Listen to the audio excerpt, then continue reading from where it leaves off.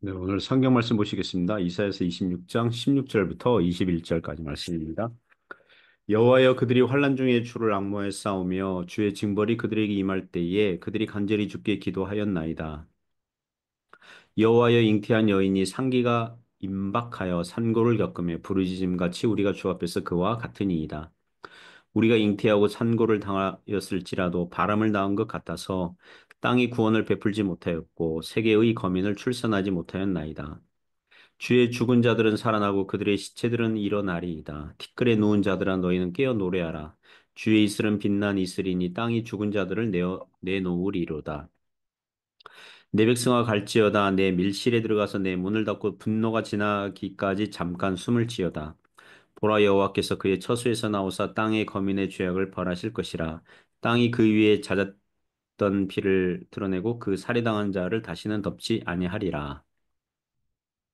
네, 오늘 밀실에 들어가라. 밀실에 들어가라. 이런 제목으로 하나님 말씀 증가하겠습니다. 오늘 성경 말씀은 어, 구약교회가 이 세상에서 신앙적으로 살아보려고 갖은 수고와 노력을 했지만 얻은 것이 없고 죽은 자와 같이 잊혀진 것 같았을 때에 하나님께서 교회를 회복하신다는 그런 예언의 말씀입니다. 오늘날 전 세계적으로 기독교 신자들의 숫자가 줄어들고 있다는 보고를 듣습니다. 교회가 힘이 약해졌다는 소식들이 들려옵니다. 기독교가 더 이상 사람들에게 매력적이지 않고 흥미를 일으키지 않는다는 그런 소식들이 있습니다. 소위 교회 성장을 연구하는 분들은 한국교회 미래의 교회가 굉장히 약해지고 사라질지 모른다는 전망을 내놓기도 합니다. 그러나 이 모든 것들이 하나님의 섭리 안에 있습니다. 구약에도 이와 비슷한 사건들이 있는 것입니다. 오늘 말씀을 통해서 몇 가지 교훈으로 은혜를 나누고자 합니다. 첫 번째 교훈은 교회가 사라진 것 같지만 하나님께서 다시 일으키신다는 것입니다. 교회가 망한 것 같지만 하나님께서 다시 일으키신다는 거예요. 16절부터 19절을 내용이 교훈합니다. 16절 보시면 여호와여 그들이 환난 중에 주를 앙모하여 싸우며 주의 징벌이 그들에게 임할 때에 그들이 간절히 주께 기도하였나이다. 구약 이스라엘이 나라가 번성할 때 도리어 하나님을 잊어버렸거든요. 우상 숭배에 빠졌어요. 이방 나라들의 형통을 부러워해서 이방 나라를 담고자 했습니다. 그러자 하나님께서 구약 이스라엘 백성들에게 환난과 징벌을 주셨어요. 이방 나라들로부터 침략을 당하게 하시고 농사를 지었으나 흉년이 오게 하셨습니다. 기근과 전염병이 창궐하게 하셨습니다. 심지어 북이스라엘 나라는 아수르에게 망하게 하셨고 세계 여러 곳으로 뿔뿔이 흩어지게 하셨습니다. 남유다 왕국도 바벨론에게 망해서 70년 포로 생활까지 하게 하셨습니다. 이와 같이 구약교회가 환난과 징벌을 당하고 보니 그제야 하나님을 찾고 하나님께 간절히 기도하게 되더라는 것입니다. 그래서 오늘날에도 신자들에게 환난과 징벌이 온다면, 신자들에게 고난과 역경이 온다면 그것은 무슨 뜻입니까? 하나님께 간절히 기도하고 하나님을 찾으라는 영적인 신호로 받아들이면 되는 것입니다.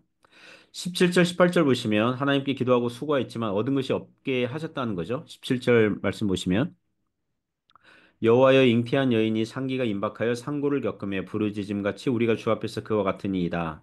사람의 고통 중에 그 어, 아기를 잉태하여서 이렇게 낳으려고 하는 이 산고를 겪는 그런 고통만큼 강한 게 없거든요. 구약교회가 당한 고통을 이 산고의 고통으로 비유하고 있습니다. 18절 보시면 우리가 잉태하고 산고를 당하였을지라도 바람을 낳은 것 같아서 아기를 잉태했다면 아기를 낳으면 되거든요. 아기를 낳으면 산모는 그동안의 그 산고의 고통을 다 잊어버리죠. 왜냐하면 태어난 아기를 보면서 기뻐하니까요. 그러나 알고 보니 가짜 임신이었던 거예요. 낳았는데 바람이에요. 헛된 임신이에요. 열매가 없는 거예요. 선지자가 지금 가짜 임신을 말하는 이유는 구약교회가 고생은 고생대로 하고 하나님께 간절히 기도했는데 기도한 대로 얻은 것이 없었다는 것입니다. 금방 회복되지 않더라는 거예요. 교회가 나름대로 이런저런 노력을 했는데 열매를 얻은 것이 없었다는 것입니다. 계속해서 보시면 땅이 구원을 베풀지 못하였고 구약교회가 여러 가지 노력을 했지만 당장 자기 나라를 이방 나라 바벨론으로부터 구하지 못했다는 거예요. 그리고 세계의 거민을 출산하지 못하였나이다. 세계의 거민은 믿지 않는 자들을 얘기합니다. 세상 사람들이 교회를 보면서 회개하여서 하나님께 나아오는 자들이 있었다는 거예요? 없었다는 거예요? 없었다는 거예요. 또는 하나님께서 교회가 간절히 기도하니까 교회의 기도를 응답하여 주심으로 세계의 거민들이 놀라서 하나님께 영광을 돌리고 나도 이번 기회에 하나님을 믿어볼까? 그렇게 나오는 자들이 없었다는 것입니다.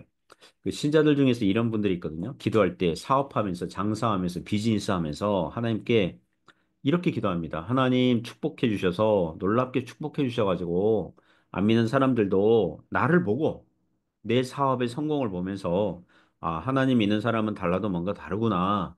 하나님께서 뒷배경이 되어 주셔서 축복하시는구나. 나도 이번 기회에 저 사람처럼 하나님을 믿어볼까? 나도 이번 기회에 교회를 다녀볼까? 이런 사람들이 많이 나타나기를 기도하고 기대를 하죠. 그러나 대부분의 현실은 무엇입니까? 일단 사업도 비즈니스도 다 어려워요. 그 지난주에 한인 상공회 밤에서 만난 그 같은 테이블에 있던 형제, 그러니까 믿지 않는 형제죠. 믿지 않는 그 형제의 얘기를 듣게 됐습니다.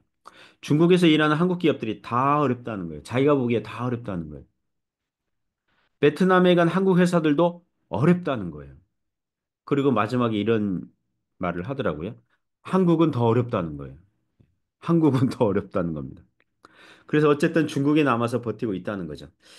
신자들도 다르지 않죠. 세계 경제 지표가 안 좋으면 영향을 받습니다. 기독교인이라고 그래서 경제 타격을 안 받는 게 아니에요. 믿는 자와 별반 다를 바 없이 타격을 받습니다.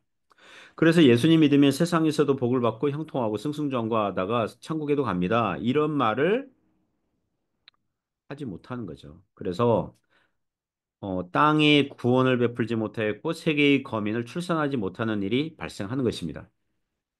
자, 그러면 그것으로 끝납니까? 아니죠. 그것으로 끝나지 않습니다. 우리에 대한 평가는, 믿는 신자들에 대한 평가는 이 세상에서 돈을 많이 벌었느냐, 큰 회사를 만들었느냐, 수익을 많이 냈느냐, 거기에 달려 있는 게 아니죠. 19절 말씀입니다. 주의 죽은 자들은 살아나고 그들의 시체들은 일어나리이다. 이 구절에서 주의 죽은 자, 시체들, 죽은 자들, 시체들이라고 하는 이유가 무엇입니까? 이 세상에서는 구약교회가 바벨론과 같은 나라에게 망하고 패하고 포로되어 잡혀가서 죽은 자와 같고 시체와 같다는 거예요. 사람들에게 잊혀진 존재예요. 실제로 죽은 신자들도 있었겠죠. 그러나 그들이 일어나고 살아날 때가 있다는 것입니다. 하나님께서 일으켜 주신다는 거예요. 티끌에 누운 자들아 너희는 깨어 노래하라 주의 이슬은 빛난 이슬이니 땅이 죽은 자들을 내놓으리로다. 신약 성경에 그 주님의 재림과 최후 심판의 날이 떠오르죠. 죽은 자들이 모두 부활해서 심판을 받게 되는 그런 교훈이 생각이 납니다. 그날의 신자들은 깨어 노래할 것입니다. 마치 풀이나 나무가 말라서 죽은 것과 같았는데 이슬을 받게 되니까 겨울에 앙상한 가지만 남아있던 나무에서 봄이 되면 꽃이 피는 것처럼 땅이 죽은 자들을 내놓게 된다는 것입니다. 즉, 신자들에 대한 평가는 주님의 날에 주님께서 하실 거라는 거예요. 그러므로 믿음으로 살다가 실패했다면 그건 실패가 아닙니다. 믿음으로 살다가 좌절했다면 그것으로 끝나는 게 아닙니다. 믿음으로 살다가 쓰러졌다면 그것으로 끝나는 게 아니에요. 다시 일어나고 깨어 노래하는 날이 있는 것입니다. 그래서 오늘날에도 교회는 세력이 약해지고 가난한 성도들이 많아진다 그러고 교회당 문을 닫는 교회들이 많다 그러고 개척교회 하면 자립하는 교회 비율이 현저히 적다는 말을 듣지만 그래도 주님의 교회는 꽃을 피우게 되어 있습니다. 주님께서 일어나게 하시고 회복시켜 주시고 은혜를 베풀어 주시는 것입니다. 두 번째 교회는 밀실에서 하나님과 사귀라는 것입니다. 교회는 밀실에서 하나님과 사귀라고 말씀합니다. 20절, 21절이 교훈합니다. 여기 20절, 21절은요, 앞으로 나오게 되는 27장의 서론격이라는 말씀으로 보시면 됩니다. 20절 보면 내 백성아 갈지어다 네 밀실에 들어가서 내 문을 닫고 분노가 지나가기까지 잠깐 숨을 지어다. 이 구절에서 밀실에 들어가라 그리고 문을 닫으라 이것은 하나님과 교통하고 영적인 사귐을 가지라는 것입니다. 그러니까 분노가 지나가기까지 그러니까 하나님의 심판이 행해지는 동안 밀실에 들어가서 문을 닫고 하나님과 교통하라. 그 복음서가 생각나죠? 예수님께서 제자들에게 외식하는 기도하지 말고 골방에 들어가서 문을 닫고 사람들에게 보이려고 하지 말고 하나님께만 기도하라. 이런 구절이 생각이 납니다. 그리고 문을 닫는다. 성경에 보시면 문을 닫는다. 이런 표현이 좀 나와 있죠. 노아 홍수 사건에서 홍수 심판이 일어날 때에 노아 방주의 문은 닫아버리거든요. 노아 방주의 문은 닫아요. 그래서 노아 방주에 들어간 그 노아 가족들은 살아나죠. 출애굽기에서 장자 재앙이 발생할 때에 이스라엘 백성들의 집의 문은 양의 피를 묻힌 다음에 문을 닫습니다. 즉 주님 안에서만 안전함이 있고 주님의 보호하심이 있다는 것입니다. 사랑하는 성도 여러분, 오늘날 세상은 요란합니다. 요란합니다. 요새 한국의 정치권 뉴스를 보면 대통령의 비상계엄 실패 사건으로 인해서 그 여러 후속 뉴스들을 보게 됩니다. 현실 정치가 드라마나 영화보다 더 그러니까 나쁜 의미에서 더 재미있고 흥미진진하죠. 이게 말도 안 되는 일들이 벌어지니까요. 계엄을 주도한 자들의 죄를 파헤치려는 쪽과 덮고 숨기려는 자들의 줄다리가 이어지고 있습니다. 나라를 위하거나 국민을 위하거나 헌법을 위한다는 건 없어요. 수치심도 없고 염치도 없고 파렴치만 남는 정치를 봅니다. 그러나 돌이켜보면 세상 정치는 그런 거예요. 예. 원래 세상 정치는 원래 그런 거예요. 옛날 고려시대, 조선시대를 한번 돌아보십시오. 정권을 잡은 쪽이 왕의 총애를 입거나 왕을, 어, 이용해서 정권을 잡은 쪽이 반대당을 어떻게 해요? 숙청해버리거든요. 숙청해버립니다. 그게 역사예요. 아니, 이게 우리나라만의 역사가 아니라 전체 인류의 역사예요. 이웃을 밟아야 자기의 이익을 챙기는 역사예요.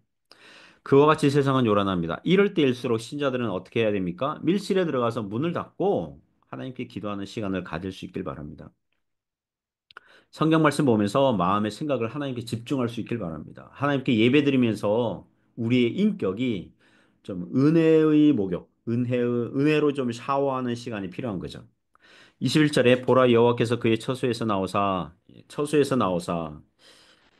그동안 하나님께서 조용히 계신 것처럼 묘사하죠. 이제 처소에서 나오사 지금까지는 하나님의 주권과 섭리 안에서 구약교회가 고통과 환난과 징벌을 당하게 하셨으나 이제 하나님이 정하신 때가 되어서 그의 처소에서 나오사 역사하시는 거죠.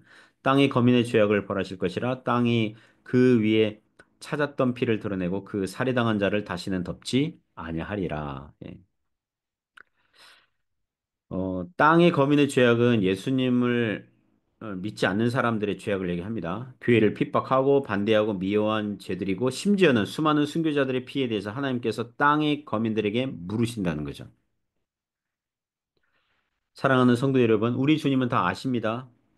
교회, 성도들의 고통과 슬픔, 기도와 눈물, 징계와 환난 중에 부르짖는 기도, 예수님을 믿는다는 이유만으로 가까운 사람들에게 인정을 받지 못하는 것들도 다 아십니다.